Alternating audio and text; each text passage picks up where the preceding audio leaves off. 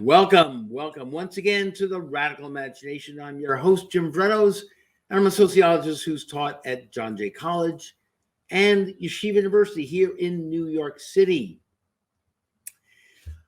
On October 21st, 2011, 22 people were arrested at a protest at the 28th precinct in Harlem to oppose stop-and-frisk policing, a policy of arbitrary police power that annually made hundreds of thousands of warrantless stops, disproportionately on young, poor Black and Hispanic males.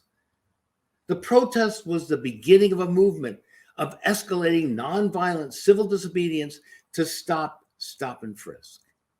It led to one of New York's biggest political protest trials in recent years, a powerful platform to present a unified front and solidarity with Occupy Wall Street against financial and racial inequality, and to highlight the destructiveness of stop and frisk. We're taping the Radical Imagination show today, almost 10 years later to the day, to commemorate the 10th anniversary of the October 21st action. The subsequent contentious trial in May 2012 began to radically change the narrative and did have a profound and wide effect on a policy now widely seen as racist, intimidating, and unjust. Cornel West, Dietrich Bonhoeffer Professor of Philosophy and Christian Practice at Union Theological Seminary, Carl Dix, founding member of the Communist Revolutionary Party, and Jamel Mims, activist, rapper, multimedia artist, and revolutionary, are all on the show today to discuss the protest action and trial they were so intimately involved in for the historical record. So welcome. Our first segment is with Jamel. Jamel, it's great to see you again. And it's just a pleasure. It's a blessing to have you. And let's get right into this here. Glad to be here, Jim. Terrific. Tell me a little bit about your involvement at this action. How did it come to be that you entered into this event? Yeah, Jim, I mean, I think this is such a great both topic and moment to really acknowledge. Almost 10 years to the date, we embarked on this campaign of nonviolent civil disobedience to really target the stop and frisk policy. And as for myself, I was, just coming off of a Fulbright grant to study hip hop in Beijing. I was coming back to move to New York and really investigating and beginning to think a lot about my international experience, but then also conditions in the world. Right before I was actually supposed to go on the Fulbright, I'd had an incident with police where I was in Boston, arrested, abused, dragged out by police, and then had my grant ultimately threatened.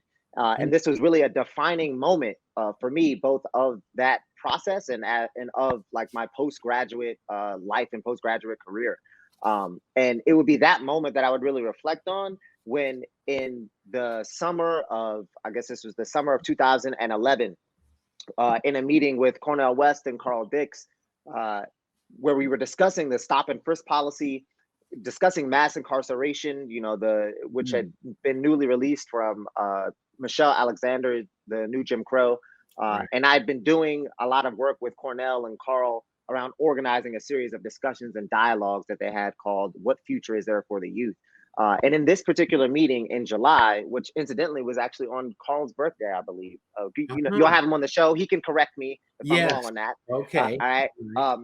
But in talking about the stop and frisk policy and talking about mass incarceration, Carl really brought the point that mass incarceration plus silence equals genocide. That this front of stop and frisk is really a leading edge of an entire program of mass incarceration that targets 2.1 million Black and brown people, disproportionately jails Black and brown people across this country, and is part of a system of white supremacy that's at the foundation and core of this country. And that stop and frisk, that this was a policy that we could target and do something about that could actually inspire people to start to take action actually against, all of these injustices, and so and in particular around mass incarceration, to really target mass incarceration. We had seen there was a lot of research around it, but not a lot of actual action. And without that action actually happening, that resistance led by people in the streets, then all the research wouldn't necessarily amount to any real political change.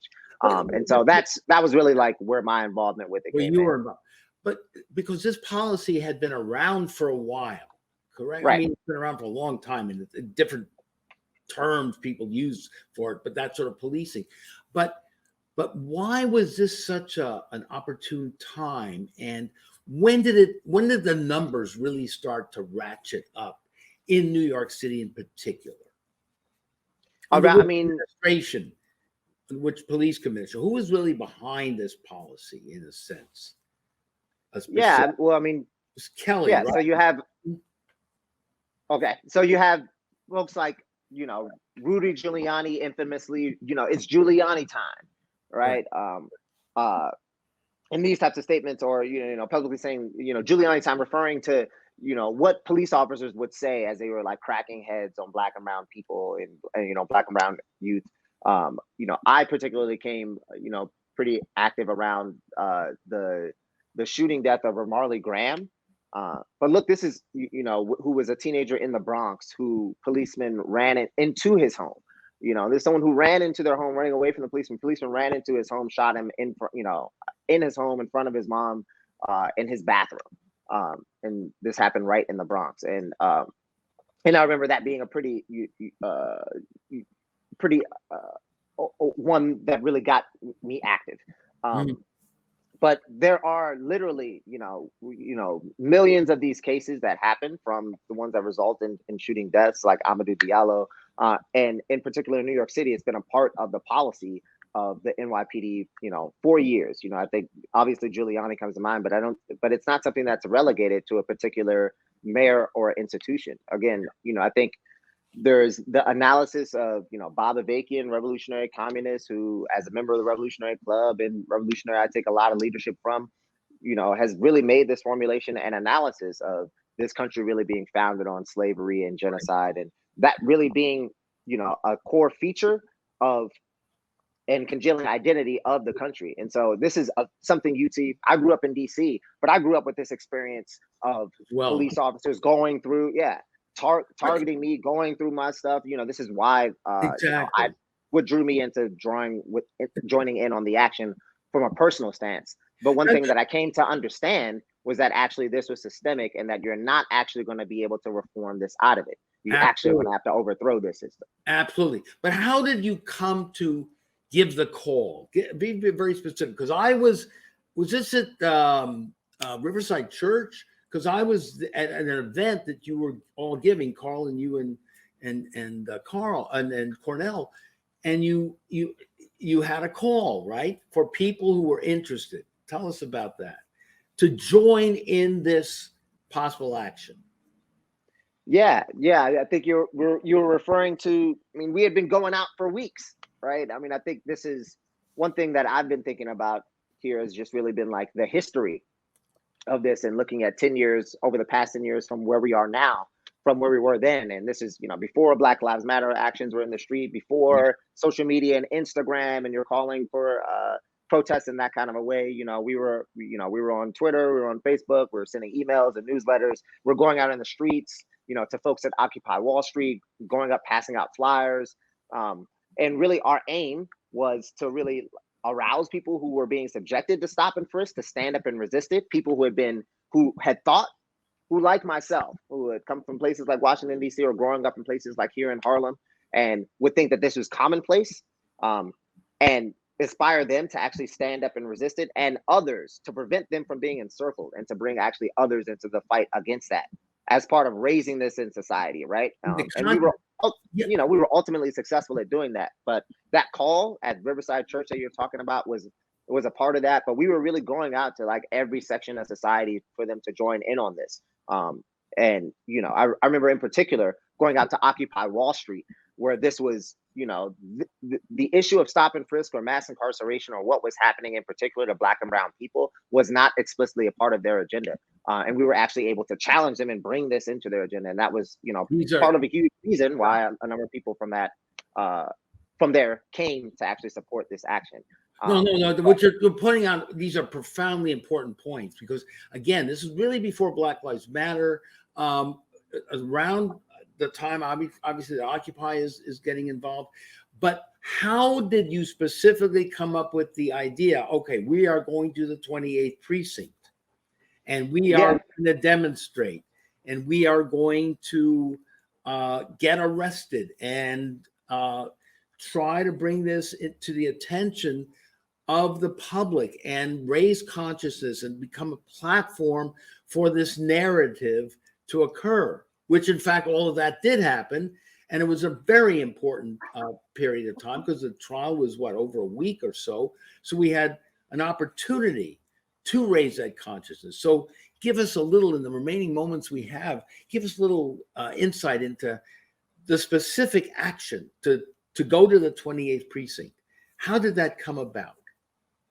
Yeah, I think that had so much to do with our orientation. I mean, look, we were really studying the relationship between resistance and education, and what was in the public discourse. You're right. Protest in general, this was a very cool period for protest in the history of the country. Protest in general, hadn't been happening, and so we knew that had to look at stop and frisk, as a core feature of this. We knew that whatever action we had to do had to involve some element of resistance.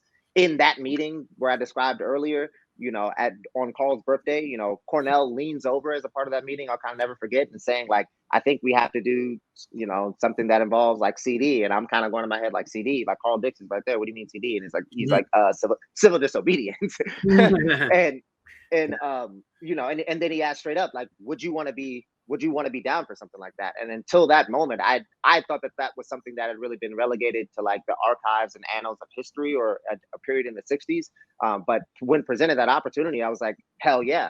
When this happened to me before, it was an accident. This time it'll be, on purpose and actually with an intention to get rid of this policy, as a part of actually bringing people to get organized to get rid of this system. But I think it had so much to do with our orientation, right? So we were looking at stop and frisk. We're inspired by things like the Freedom Riders and their model of resistance.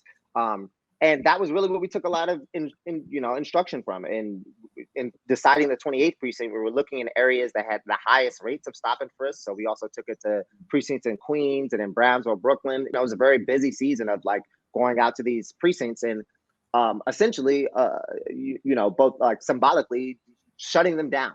Right, where we would go up in front of these precincts, and line up in front of these precincts, bring community members out in front of these precincts, and we had to figure out how to like create divisions between people who were willing to put their bodies on the line and those who were unwilling, while acknowledging that there was really from the police's perspective, there's no distinction between those two forces, and that they're all enemies of, anyone who's actually trying to challenge this policy is an enemy to them. And so that's really where some of the like ideas and the tactics came from, right? But they really flowed out of an overall strategy that was really very much inspired by what we had been studying as far as the relationship between resistance and education, and what we knew we needed to do as far as targeting the stop and frisk policy. And that resistance really had to be a part of it. Yeah, profoundly important strategy. In just a minute, unfortunately, we have for this segment, it was a movement to develop escalating nonviolent disobedience. So Harlem was the first event, but then it was Queens and Brooklyn. That continuing efforts were important to raise the consciousness. And just again, unfortunately, we've about a minute to go for this segment. Then we're going to get Carl Dix on. But just wrap up this in terms of that escalating disobedience, which you were very much part of, weren't you? Yeah. I mean, this is part of it. Going to those different precincts, and then not just leaving the trials as a matter of happenstance, but actually politicizing the trials, bringing people into the trials, writing op-ed pieces. I wrote an op-ed piece that went viral around facing 2 years in prison for protesting stop and frisk, while, and so this was a part of it. Yes, escalating, or, beating back this with, creating escalating waves of resistance. But I think the important point, especially in 2021, to make is that we've seen resistance, and this was an early age of that and an inkling of what would be to come, all the way up into the beautiful uprising of last year. But what we've learned through that process is that it's going to actually take a revolution to overthrow this system. 10 years from now, I don't want to be talking about, and who knows if we'll have 10 years to go, about, recollecting stories about how we fought a good fight a long time ago. It's important that we made these contributions, but it's actually going to take us actually overthrowing the system to make it count and to actually bring a world into being where Black lives will matter. I agree. I agree, Jamel. Hopefully the show's going to still be on, but yeah, we're going to be moving this forward. And thank you so very much, because with people like you and Carl and Cornel, we're going to win this thing. We've got a lot more to talk about. We're going to do another show on this, okay? But for now, sure, man. Thanks for having me, Jim. You know it. Thank you so much, Jamel. It's great seeing you. And now we're going to move on to Carl Dix and Cornel West. Carl, welcome so very, very much. You and Cornel gave the call to start the demonstration, to get people on board, to talk about the action that we involved ourselves in October. Tell us how that happened. Well, look, we looked at what was going on, especially targeting Black people and also Latinos. We saw it as a nationwide phenomenon, but we thought that hitting it in New York City would both go at a very key ingredient of mass incarceration, police brutality, police terror. Here, which was stop and frisk, right? But also it would be a call to action that could go nationwide. And we targeted stop and frisk because it was a key ingredient in what we saw as a slow genocide targeting Black people. Mm-hmm. I mean, it was criminalization of especially Black youth, also Latino youth. It was demonizing them.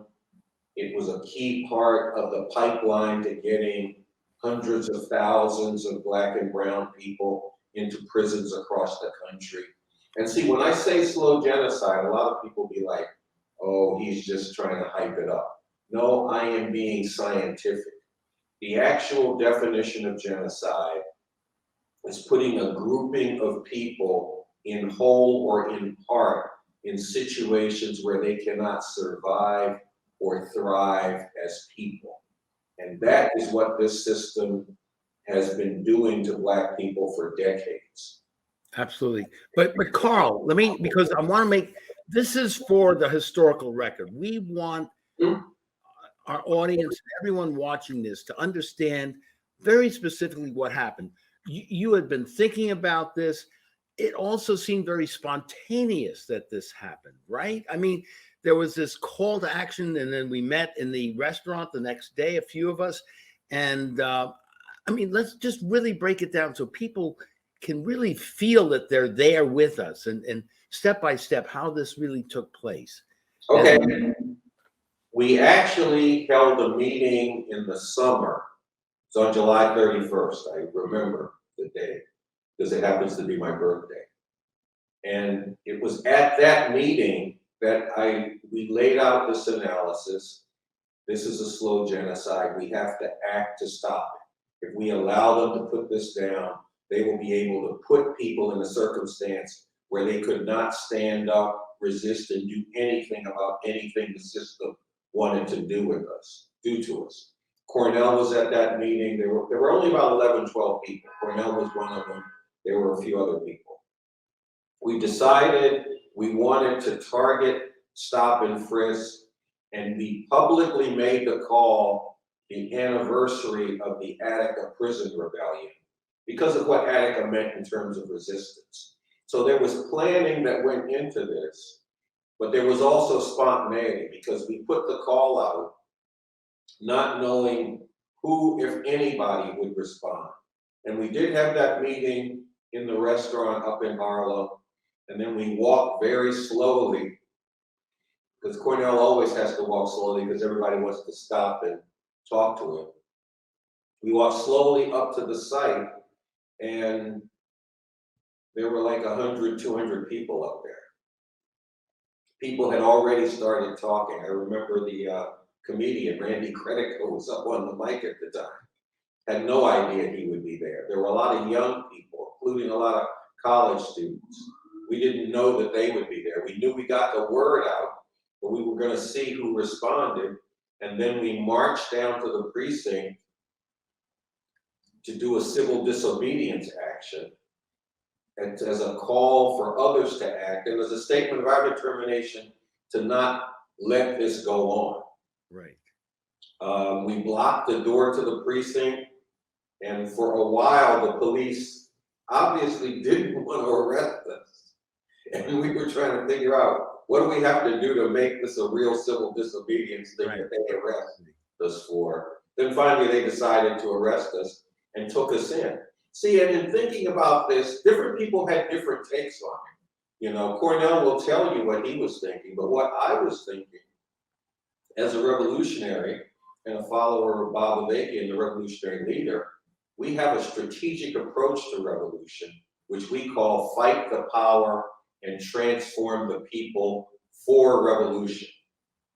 The point being, when there are sharp attacks that come down on the people, whether that's stop and frisk, whether that's mass incarceration, whether that's the attacks on the climate of the degradation of the climate of the very planet we live on, we have to rouse people to stand up and resist that, because we can't let them continue to do this to us. And we as revolutionaries have to bring to that the solution to this problem, to stop it once and for all, isn't a new politician or a new law or something like that, but it's making revolution, getting rid of the system once and for all and building a totally different and far better system in place this messed up. Right. That was what motivated me. And then we brought a whole bunch of other people who were coming for different reasons. Such as Operation Occupy Wall Street. They were involved too, weren't they? What other groups were involved? This was not an offshoot of Occupy Wall Street. Exactly. We did go down to Occupy Wall Street, announced that we were doing it, and some of the people involved in that came up to Harlem to be part of it. There were also a number of students from Columbia who were not part of Occupy Wall Street who came. There were people in the neighborhood who hated the fact that they, if they were young people or their children, had to be concerned about being stopped by a cop for nothing other than that they were black or brown, and ran off to prison, run off into the jail. There were a lot of people who did this for a lot of different reasons, and then we took them down to the station, or to blockade the station. They arrested us, took us to jail, and held us for a number of hours at that first action. As we went on and did more actions, they started holding us longer and longer. We ended up in the jail cell in Queens for a few days before they finally started letting people out. But what we were doing was, there was already resistance to stop and frisk. There was a court case that was going, and one of the people involved in the court case was at our meeting in July, and she said, we've got a court case with an excellent legal argument, and we're getting our butts whipped in court. And I'm here because we have to do something to change that. And we really succeeded in doing that, because some of the reality of stop and frisk got out off of the civil disobedience actions we did. The first one in particular drew a lot of media. It got out there. Cornel got interviewed. I got interviewed. I think there were ministers there. Reverend from Steve Phelps from Riverside. Steve Phelps, he was there.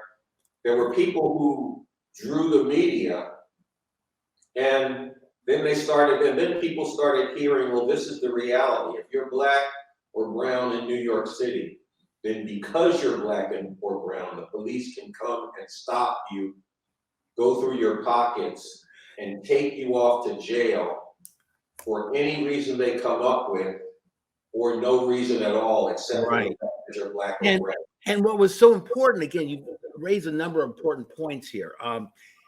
The idea was that this wasn't just, again, historically, our audience should remember this is way before Black Lives Matter. So this was a very courageous, unique event in a sense that set the tone for a narrative that had tremendous consequences. And I think what's important, a number of things you're saying is very important, of course, that this was one event that was continued in Queens and Brooklyn. And so there was this persistent confrontation action that began the narrative and it extended the narrative. And I think, again, we're going to be doing another show on the trial itself, but tell us a little about that. We spent a week on trial, at least, wasn't something, or maybe a little more. And that was a time when we had a chance to educate people in a way that you're talking about, correct? Yeah, we had another shot at it because we went on trial the following spring. They ended up convicting us and then letting us go with fines and some community service. But we were able to make the point, and see, this is important because at the point that we initiated this, it was during the Bloomberg administration, and Bloomberg had based his mayoralty on stop and frisk is the way to deal with crime. And Right. Crime is down, so that means stop and frisk is working, so I'm going to keep doing it. About a year later, when the mayoral election came up, the guy who won, de Blasio, ran on opposition to stop and frisk, which And is something he had never talked about before. Right. Then when we did our action, it changed things. And people went from viewing stop and frisk as, well, that's what we need to do to stop crime, to seeing that it was a grave, many people saw this was a real grave injustice. It was racist, and they opposed it. But that was something that happened over the course of some months when we initiated this campaign, when we kept it going, when we went on trial and continued to be defiant. This was all very important in helping to change the terms of things broadly among the public. I wonder what actions you might be thinking about today. Well, I mean, look, there are some important things that we have been involved in. The Revolution Club had a contingent in the marches called by the Women's March to fight the attacks on a woman's right to abortion. I think they called it the Break the Chains contingent. Unleash the fury of women as a mighty force for revolution. Right now, there's this global conference on the climate emergency coming up, where the heads of these various imperialist countries are going to get together and lie about how they're trying to do something to save the climate, when it's actually their system that's grinding it up. And I can promise you that the RevComs will be in the midst of this, bringing out the truth that it's the capitalist imperialist system that's devastating the environment. And we need to make a revolution to stop that. And then we're going to be among people in the streets taking that on. Just like I and others involved in the movement for an actual revolution were in the streets on October 22nd, the 26th annual National Day of Protest to stop police brutality, repression, and the criminalization of a generation, saying these horrors must stop, and bringing to them the message that it's going to take revolution, nothing less, to do this. And also bringing to them that now we're in a rare time where the infighting at the top of the system is making the system even more vulnerable. And it's a time when revolution could become possible. And people need to go to the website revcom.us, check out an article written by Bob Avakian titled, "This is a Rare Time When Revolution Could Become Possible." Why this is so and what we must do to seize on this possibility. Right. People need to check that out. Absolutely. But Carl, when we break down and get down to, sort of a basic human interaction here on the streets, as you pointed out, tell us about how the police, it was very interesting because I was there as well, how the police, how the community responded to us. I mean, I know that they're within the jails there. A couple of the officers there would not deal with a couple of the religious leaders. They did not, they were out of respect. I mean, in other words, what I want to get you to talk about a little bit is the human interaction that was going on at the moment there, both with the police, with the demonstrators, with the community out that was looking at us. It was a powerful moment and hours that was of this interaction, this human interaction. Well, to me, the main interaction was with the community on the streets, because there were people who didn't know we were going to do this, came upon it, joined it, and got arrested with us. That happened every time we did it, in Manhattan, in Brooklyn, in Queens. Among the people who got arrested, there was like a real camaraderie. You know, like, as you know, we were singing in the jail cells. And some of us sang better than others, but I won't get into that. You sang pretty well. We also talked a whole lot, you know, because it was in the jail cell that I found out that Randy Credico was actually quite studied in the history of the movement against slavery in the United States. He even knew things that I didn't know, and I thought I was really studied it. You know, and I only thought of him as a guy who did impersonations and comedy.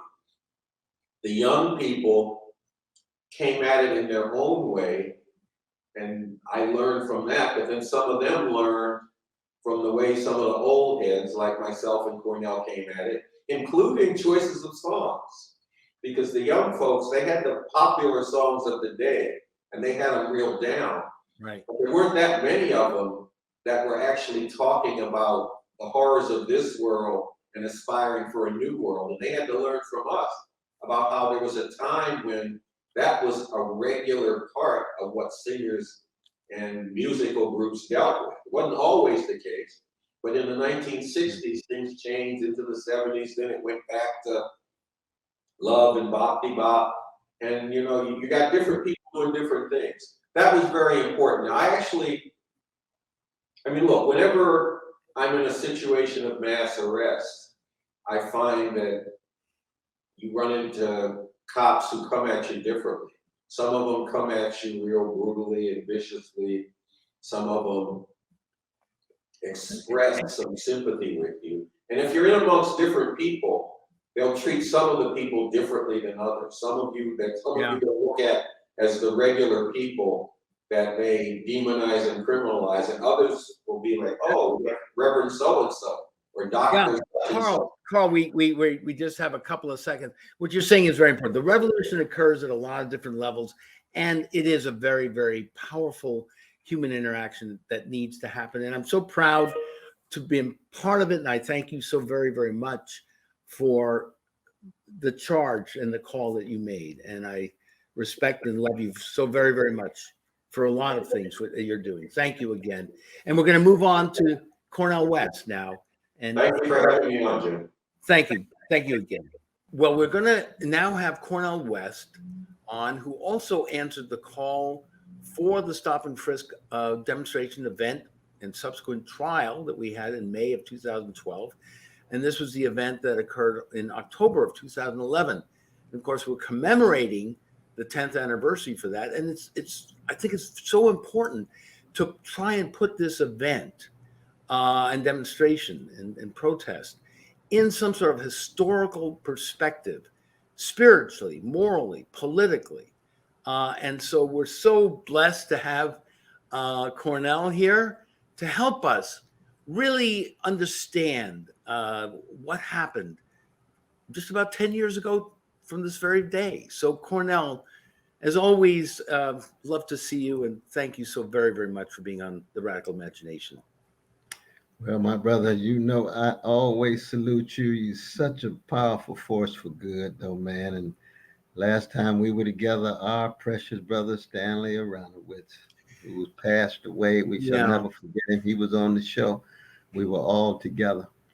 And of course, it's hard to talk about radical politics in the American empire in the last 45 years without talking about great legacies like Stanley Aronowitz and Glenn Ford and Yeah. uh, so many other Yeah. crucial voices, though, man.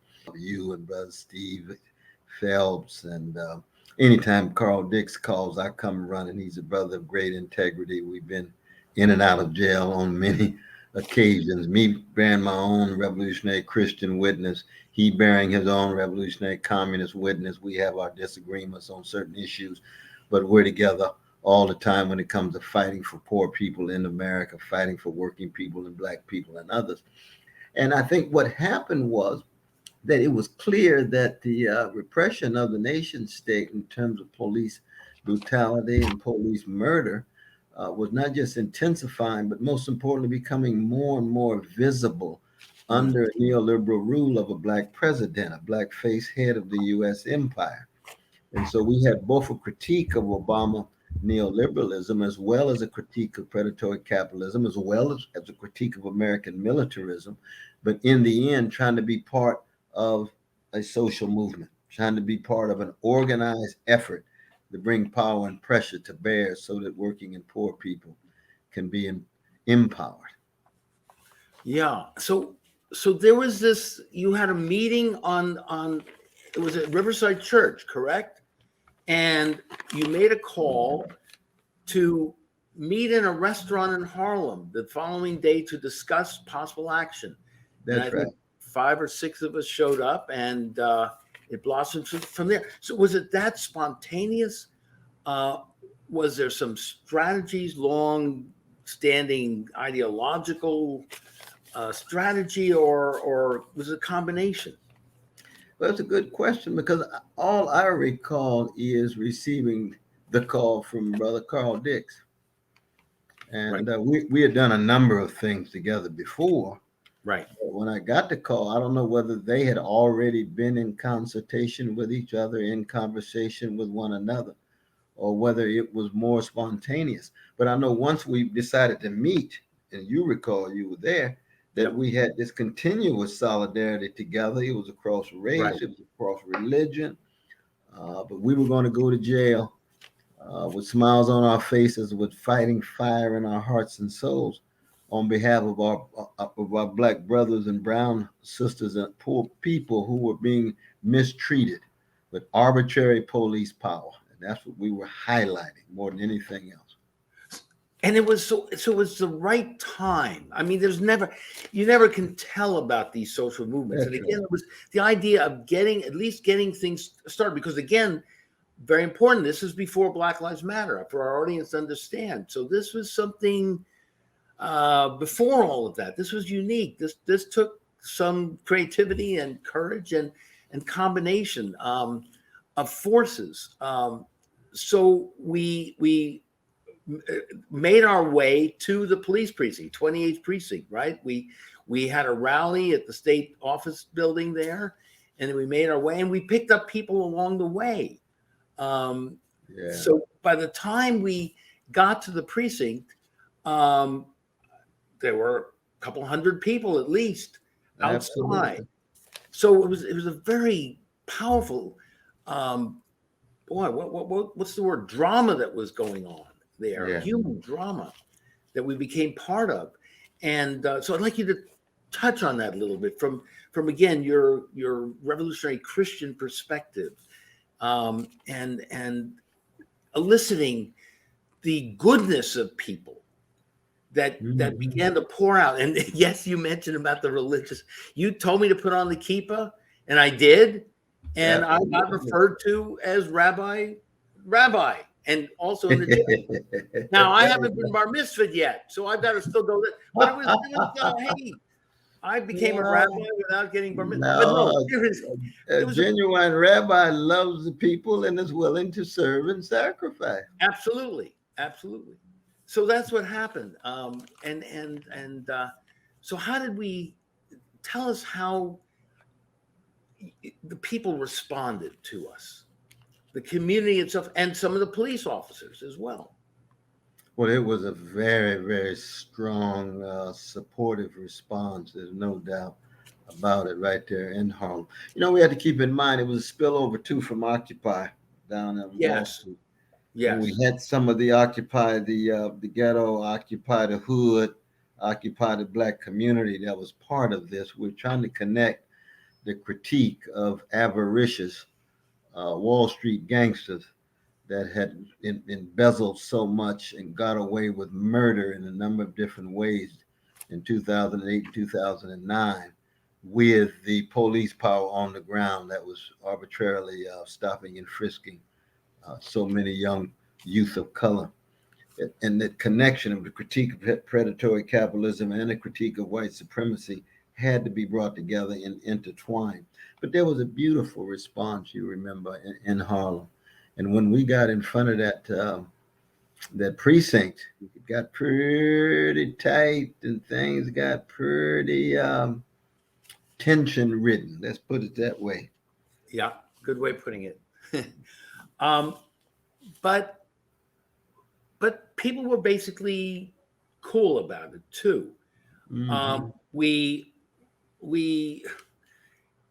bring us back to that day, because it took a while for us to get arrested, didn't it? And That's true. people weren't really sure what to do, what was happening, in a sense. In your vast experience with demonstrations and protests, doesn't that happen often? I mean, it's sort of an interesting drama that goes on between people, what to do. And there's all kinds of mixed feelings, isn't there? Absolutely. And see, the police have their own strategies and tactics. We Yeah. had our strategies and tactics, but we wanted to make sure that we kept the focus where it belongs, which is on the wounds and bruises and scars of our young people, disproportionately, again, Black and brown, but really across the board. But the police power was targeting young Black and brown folk. And so we said over and over again, we want the young people to know that many of the old school have a deep love for them. We casting a spotlight on their wounds, and we will resist no matter what. And when we finally were arrested, it got pretty intense there, and the paddy wagons and driving us off. And now they took us to the Bronx, didn't they? I don't know. No, another precinct in Upper Manhattan, but Oh no, it was like 160. 55th or so. But Yeah. before that, we have the clip. I had an opening clip for the show where, in fact, we are getting. You're not going to see it right now, but we were arrested, and the last words you had as you were being taken to the paddy wagon, looking out to the crowd, "We're doing this for our precious children."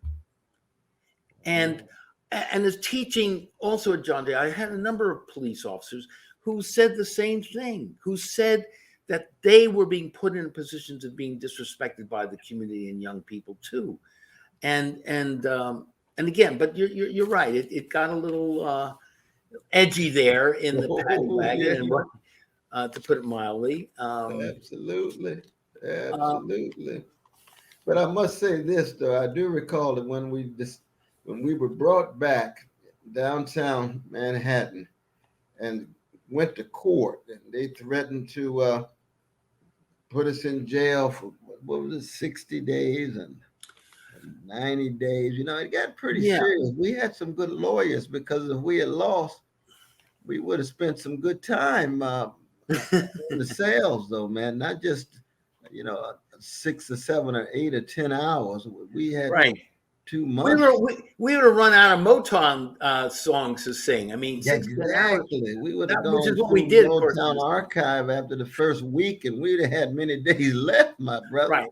Right. There's a lot of, but you're right. We're going to do another show on the trial in May. Oh, that's beautiful. Yeah, but because that's very, very important, because this event and the others that followed it in Brooklyn and Queens, because it had to be kept going, and our trial gave us, I think over a week we were in trial, gave us a chance to educate, or the public became more and more educated about this policy, and it did have a significant effect, didn't it, on the mayoral election.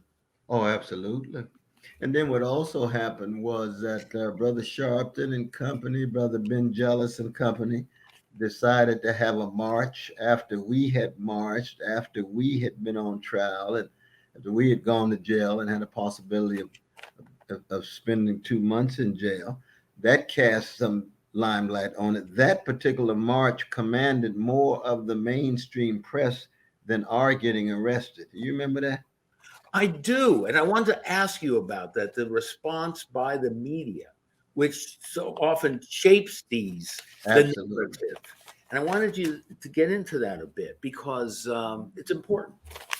No, it's true that it was very difficult to get any mainstream media for what we were doing. Both the march, the arrest in Harlem, the court case. There was one newspaper on Long Island that carried it day by day. That had a number of pictures. We had interviews. But most of the mainstream media from the time that the Daily News may have had a brief thing, but it was very difficult to gain their attention. It was as if we were way out on the fringes. And see, 2012, this is before our dear brother Eric Gardner. Right. This was before the Black Lives Matter movement begins to take off. And you can see, the crucial role of the corporate media hiding and concealing the suffering of precious poor people, especially precious poor Black and brown people. We weren't expecting a week-long trial either. That's right. We thought, well, we'd get, a couple hours here and that would be it. But so this was an effort to articulate what we were feeling, what we were trying to do. And I think that's a very important component to any protest demonstration and the subsequent education. I would just like to spend 1 second here on a few seconds actually on a comment by Noam Chomsky when he was asked about the role of civil disobedience. And the question is this: in your book, this is a recent interview he had, in your book, Climate Crisis and the Global Green New Deal, you say, I was involved in civil disobedience for many years, during some periods intensely, and I think it's a reasonable tactic. Sometimes. Why sometimes? Because it brings a backlash that is worse than the action itself, because people aren't prepared to understand it. Civil disobedience, to be an effective tactic, has to follow educational programs, which bring the target audience to understand what you're doing. And that's what happened with us, in a sense. I have good friends who just a couple more paragraphs on this. I have good friends I greatly respect who are marvelous people who don't understand this. Quaker activists, Catholic activists, who go into the submarine base in Connecticut and smash the hulls of nuclear submarines without any preparation for it. The workforce is infuriated.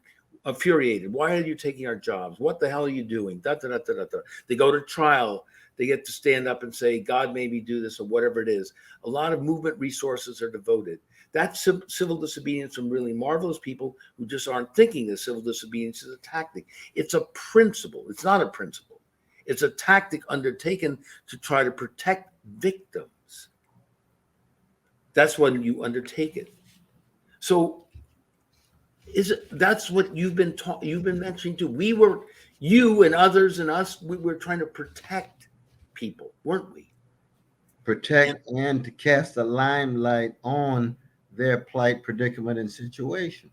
But I think I love Brother Norman. Of course, he's my very, very dear comrade, and he's a great public intellectual of our time. But I think that civil disobedience for some is more than a tactic. It's a way of life. It's a mode of being. Yeah. It has a spiritual dimension to it, the sense of emptying oneself and serving as a freedom fighter, not just a particular strategy tied to a certain kind of way of resisting. And that's fascinating. You know, you got Martin King, where it's much more than a tactic. You got Stokely Carmichael, where it is a tactic. And that's a very important debate. Very important debate. But I think in the social movement that we're a part of, you have a variety of different voices and viewpoints as to what is the significance of civil disobedience. And I think our brothers and sisters who are Quakers and Mennonites and Anabaptists and others would agree with Martin King on this. Yeah, so that's within the spiritual prophetic structure. Absolutely. That you in particular were bringing to this protest, demonstration, and trial. And I wasn't the only one or the best one, but I Well, was you were one the- voice among others. I was one voice among others. That's true. That's true. And and again, but you brought up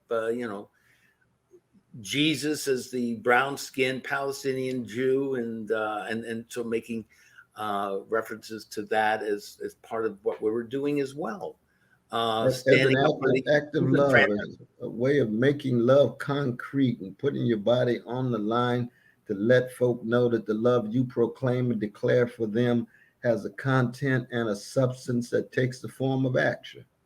You see, that's Martin King, and you can hear John Coltrane's Love Supreme in the background. Mm. And that's not a tactic only. No. That's at the deepest level of your soul. That's where that giving is taking place. That's Abraham Heschel. That's the great Heschel himself. You absolutely praying with one's feet, and it's the great Dorothy Day as well. Heschel on Right. the Judaic side of town and all of his genius, and Dorothy Day on the vanilla Catholic side and all of her genius, and Martin King and Fannie Lou Hamer and Desmond Tutu on the chocolate side. You're absolutely right. Now, we're facing mayoral election in a few days here in New York. Both candidates are calling for renewal of stop and frisk. So, does that surprise you in a sense? And in just a couple of minutes we still have left, what needs to be done now, in your opinion? We've got to intensify the social movement. I mean, the electoral political system is so decrepit, it's so decayed, it's so corrupted that voting is, you play this role, but these politicians these days, no matter what color they are, they're just so tied into big money and lobbies and truncated ways of looking at the world that you have to provide alternative context to see the sources of social misery, the predatory capitalist sources, the imperial militaristic sources, the patriarchal sources, the transphobic and the homophobic and the anti-Arab and anti-Jewish and anti-Palestinian and anti-Muslim. All of these ways of seeing need to be brought together in solidarity to put pressure on these politicians, no matter what color they are, because most of these days are just milquetoast centrists tied to their own career. Absolutely. And in the last seconds we have, we do it with a smile and radical love, right? And style. There's an aesthetic dimension of beauty that's not reducible even to love, brother. So you got style on the one hand, you got smile on the other, you got fire in your soul, you got love in your heart. You're holding with others in a collective movement. You never do it by yourself. So with Brother Jim, Brother Cornel, Brother Steve, Sister Sankara, Brother Nkosi, all of us come together to do what? To bear witness. Bear witness.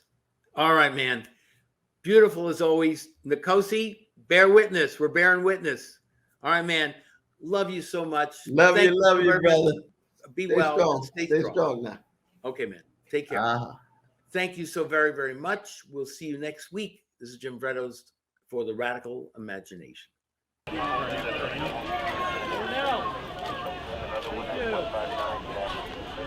the young people so precious.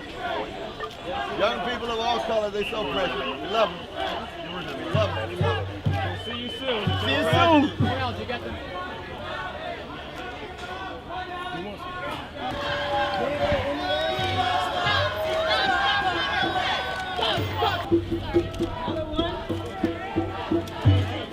Stop-and-Frisk has got to go! We say no to the new Jim Why we're Crow! here now is to demand that the police release Cornel West, Carl Dix, and others who were arrested today for carrying out nonviolent civil disobedience, for taking a stand, for putting their bodies on the line to stop and frisk.